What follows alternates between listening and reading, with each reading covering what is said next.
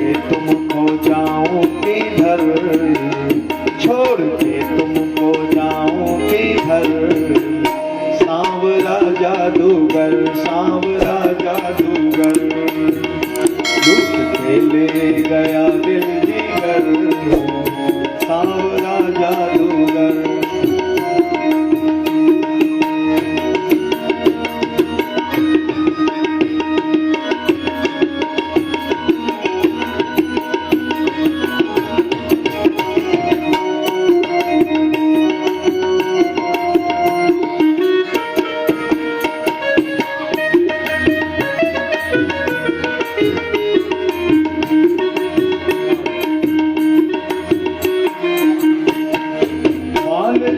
तुमसे मैं आशा की लड़ियां, बांध ली है तुमसे मैं आशा की लड़ियां, यही है तमन्ना से जीवन की घड़ियां, यही है तमन्ना तुम संग लड़ियां, तेरे चरणों में जाए गुजर, तेरे चरणों में जाए गुजर, सांवरा जादूगर, सांवरा जादूगर।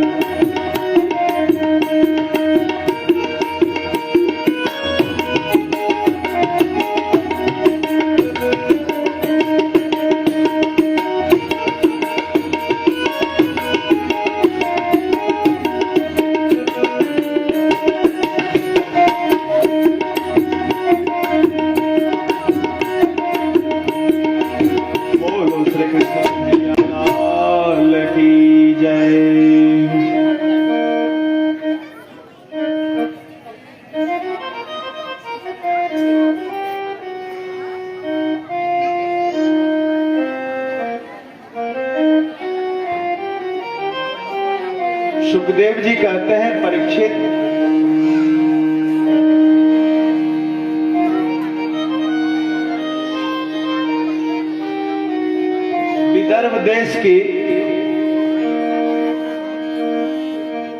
विदर्भ देश की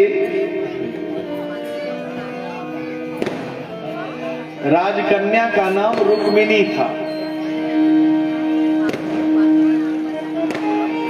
उनके भाई का नाम रुक्मी।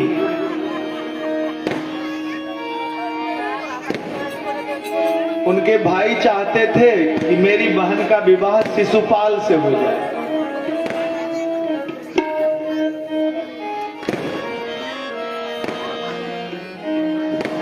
और रुक्मिणी चाहती थी कि मेरा विवाह श्री कृष्ण से हो जाए।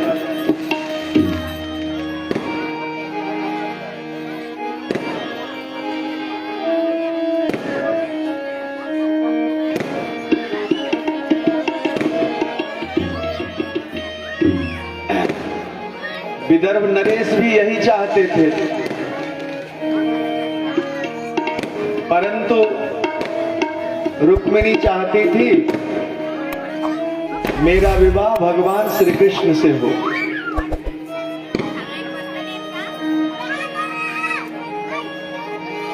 परंतु उनके माता भाई बंधु चाहते थे, पिता, कि शिशुपाल से हो।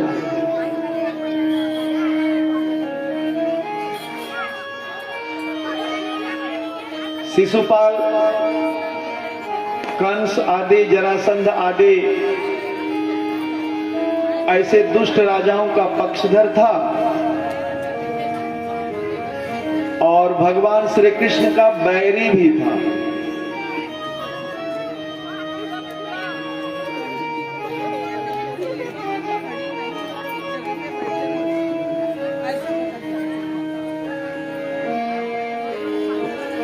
लेकिन रुक्मिणी भगवान श्री कृष्ण को पति रूप में स्वीकार कर ली थी। अब उनके विवाह का समय निकट आ रहा था। रुक्मिणी अंतर्द्वंद में फंसी हुई कि क्या करूं, कैसे द्वारका नाथ को संदेशा भेजूं।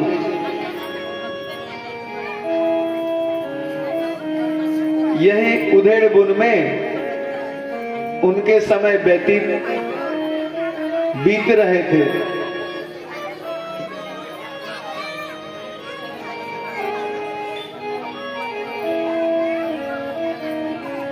विवाह का समय और निकट आ गया।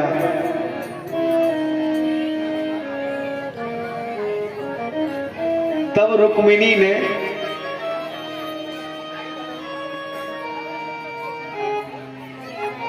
अपने कक्ष में सहेलियों के माध्यम से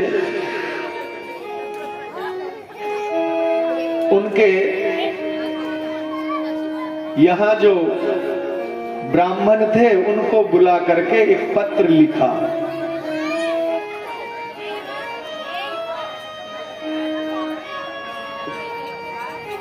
और ब्राह्मण देव को सब तरह से समझा करके पत्रिका हाथ में दे करके उनको कहा कि ये पत्रिका आप श्री कृष्ण को दे देना।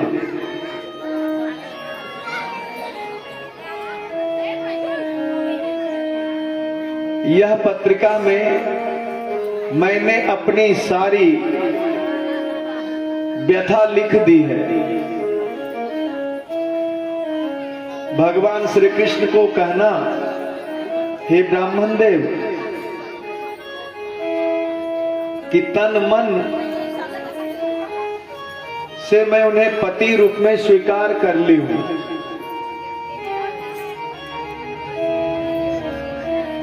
और मैंने यह भी सुना है कि वो दीनों पे दया करते हैं। आप कृपा कर करके यह पत्रिका कैसे भी कोई भी युक्ति लगा करके भगवान श्री कृष्ण के हाथों में अवश्य दे देना। उस पत्रिका को लेकर के ब्राह्मण देव द्वारिका को चल दिए।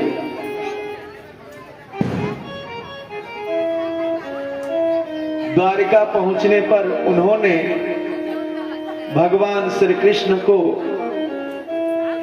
रुक्मिणी के द्वारा दिया हुआ वो पत्र दिया। भगवान श्री कृष्ण ने उस पत्र को पढ़ा जो भगवती साक्षात लक्ष्मी रुक्मिणी का रूप धारण के पृथ्वी पर अवतरित हुई थी। भगवान ने पढ़ा और रुक्मिणी ने यह भी लिख दिया था कि भगवान अगर जल्दी ना करेंगे तो मेरा विवाह मेरे पिता भाई आदि मेरे हमसे बिना पूछे, मेरा मन भी ना है, जबरदस्ती शिशुपाल से करा देंगे। इसलिए ऐसा होने से पूर्व मैं अपनी प्राण त्याग दूंगी, क्योंकि यह जीवन मैंने आपको समर्पित कर रखा है। तो अगर आप हमें जीवित देखना चाहते हैं तो यह पत्र पढ़ के आप शीघ्रता करना। मैं कौंडन्यपुर में अंबा देवी की पूजा करने जाऊंगी। आप वहीं रथ लेकर के आ जाना, क्योंकि विवाह की तारीखें तय हो जाने के बाद देव को निमंत्रण, कुलदेव को निमंत्रण दे देने के बाद जिस कन्या का विवाह होता है वो घर से बाहर नहीं निकलती है, क्योंकि ऐसा कहा गया है शास्त्र में कि देव निमंत्रण पत्रिका विवाह के 5 दिन पहले देव निमंत्रण दी जाती है अपने घर के कुल देव आदि को। वहां से संयम से रहना पड़ता है।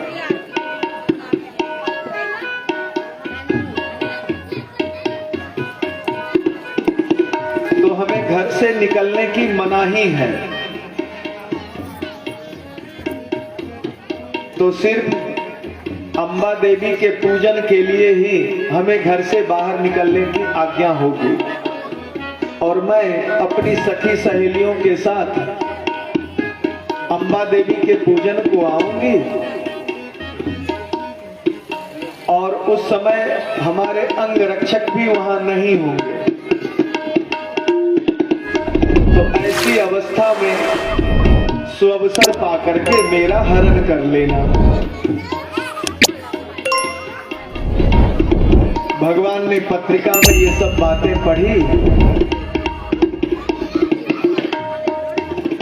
और वो प्राण त्यागने की बात उसमें लिखी थी। तो भगवान ने उस पत्र को पढ़ करके रुक्मिणी के प्राण बचाने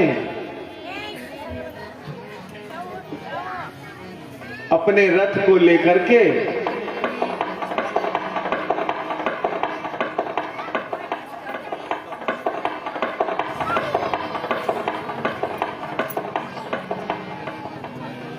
विदर्भ देश को निकल गए।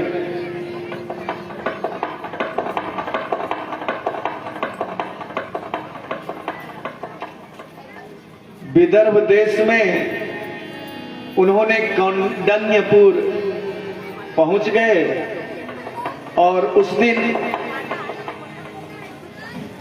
रुक्मिणी अम्बा देवी के पूजन के लिए अपनी सखी सहेलियों के साथ बाहर निकला अपने राजमहल से।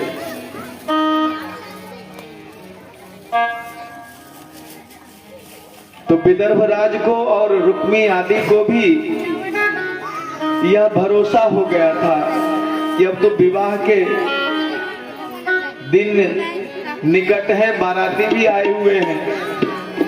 तो अब कन्या को थोड़ी आजादी दी ही जाए। तो उनकी सखी सहेलियों के साथ जो है उन्हें अम्बा पूजन के लिए आज्ञा राजा ने, विदर्भ राज ने दे दिया। शिशुपाल बारात लेकर के पहुंचा हुआ था। उधर बारातियों की स्वागत हो रही थी, इधर देवी रुक्मिणी अपनी सखी सहेलियों के साथ अम्बा पूजन करने के लिए आ गई।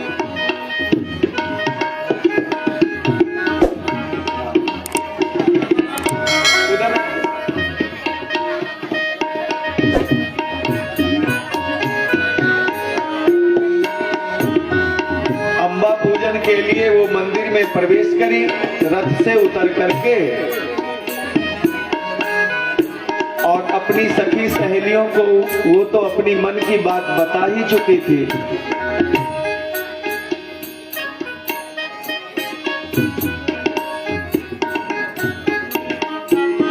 फिर जो रुक्मिणी अम्बा का पूजन करी और पूजनोपरांत अपने रथ पे न चढ़ कर करके वो भगवान श्री कृष्ण रथ लेकर के आए हुए थे द्वारिका से, उनके रथ पर सवार हो गई।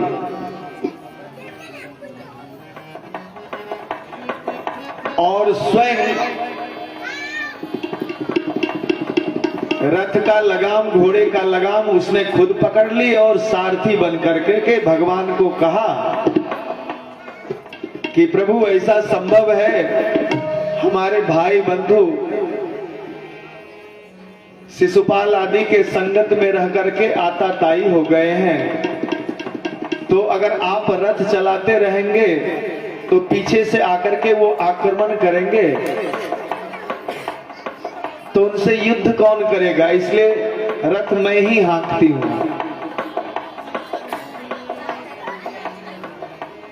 आप सुरक्षित होकर के धनुष्मान हाथ में लेकर के अपनी भी रक्षा करें और हमारी भी रक्षा करें। भगवान ने वैसा ही किया। भगवान रथ लेकर के, रुक्मिणी आगे आगे चल रही है।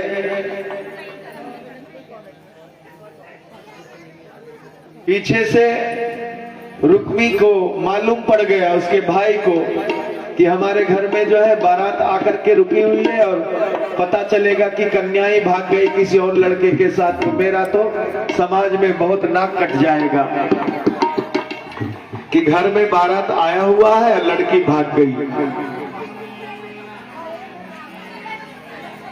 तो ऐसे बहुत मुश्किल समय आ जाएंगे।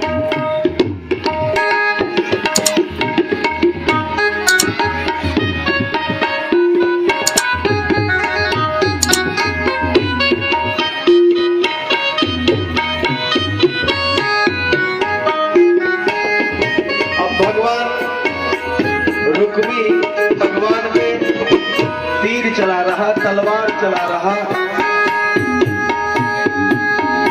भगवान कृष्ण ने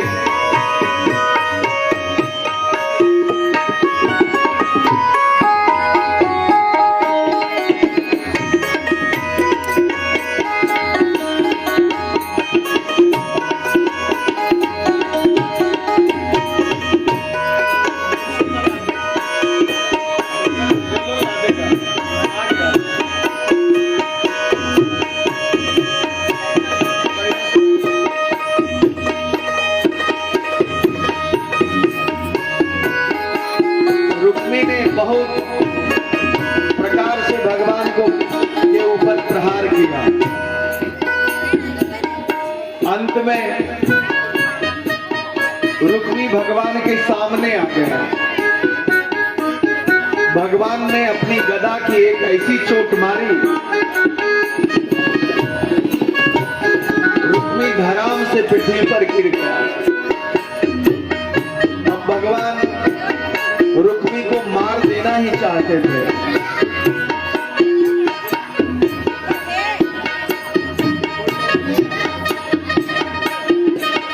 तब रुक्मिणी ने रोका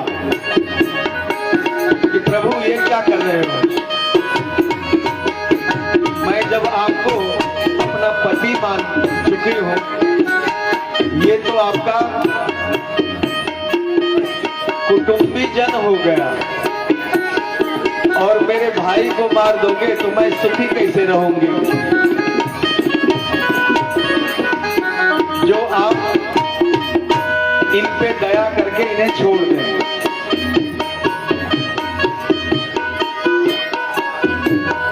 तब भगवान ने कहा कि ठीक है, ये हमें रोकने आया, परंतु इसे कुछ तो दंड देना ही चाहिए, नहीं तो अपने गांव लौटेगा तो कुछ सेखी बघारेगा कि मेरे डर से भाग गए। तो भगवान ने उसके सिर को मोड़ दिया और जहां तहां बाल छोड़ दिए।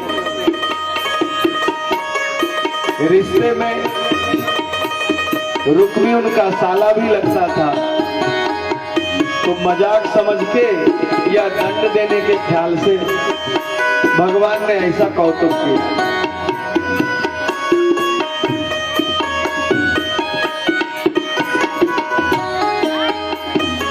भगवान के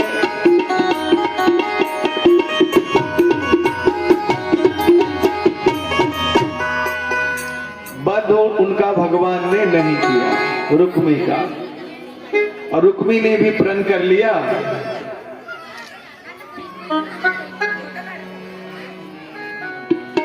कि अब मैं ये अवस्था में अपने गांव को नहीं जाऊंगा, लोग क्या कहेंगे। कई जगह बाल छोड़े हुए हैं, सिर मुड़ा हुआ है। तो रुक्मी ने भी वहीं अपना एक नया नगर बसा लिया और फिर भगवान श्री कृष्ण रुक्मिणी को साथ लेते गए और द्वारिका पहुंच गए। फिर बलराम जी से और वसुदेव आदि से सही तिथि मुहूर्त निकाल करके रुक्मिणी और श्री कृष्ण का विवाह की तिथियां तय हो गई।